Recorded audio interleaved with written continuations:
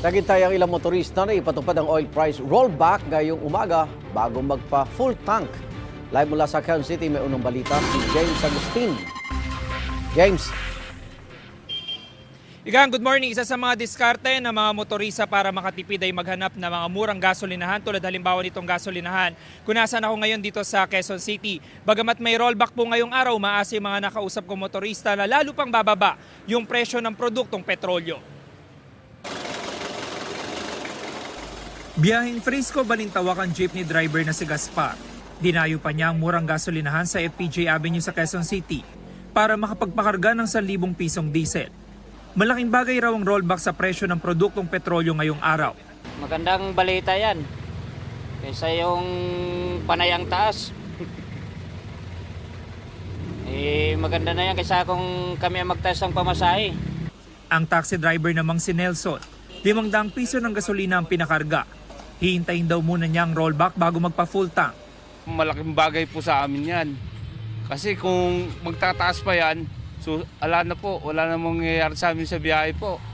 Ganyan din ang diskarte ni Richard. Dahil tight ang budget, 600 pesos lang ang pinakarga bago siya bumiyahe. Pagka ganito talaga, mataas talaga masyado. Halos wala nang kinikita. Bukod sa napakahirap ng biyahe, tapos mataas pa yung gasolina, wala na talagang kinikita. Epektibo ngayong araw, 1 peso and 80 centavos ang rollback sa kada litro ng diesel, 1 peso and 40 centavos sa gasolina, habang 2 pesos and 20 centavos sa kerosene. Sa kabila niyan, may panawagan ng mga motorista sa gobyerno. Mas maganda sana kung bababa pa. Kaysa yung inaano nila na yung subsidy. Maraming hindi makikinabang na driver doon. Yung lalo na yung operator na hindi marunong magbigay ng maayos sa driver. Sana sunod-sunod ng rollback ng pagbaba ng gasolina. Hirap na hirap kami kasi ang taxi, konting bagay lang, konting kita lang po eh. Mr. President, sana magawan po natin ng paraan na bumaba talaga yung gasolina kasi doon talaga nanggagaling lahat eh. Una nang sinabi ng pamahalaan na magbibigay sila ng fuel subsidy sa mga pampublikong sasakyan kapag sumampa sa $80 o mahigit 4,000 pesos ang per barrel ng langis sa pandaigdigang merkado.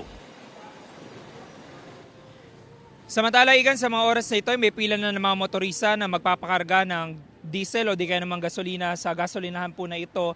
At epektibo nga ngayong araw na ito, papalitan na nila yung presyo. Ang bagong presyo na nakuha natin sa diesel ay 49 pesos and 40 centavos per liter, habang sa gasolina naman ay 50 pesos and 60 centavos per liter. Sa pag-iikot natin, Igan, sa mga gasolinahan dito sa Quezon City, isa ito sa may mga pinakamura kaya naman pinipilahan ng mga motorista. Yan ang unang balita mula rito sa Quezon City. Ako po si James Agustin para sa GMA Integrated News.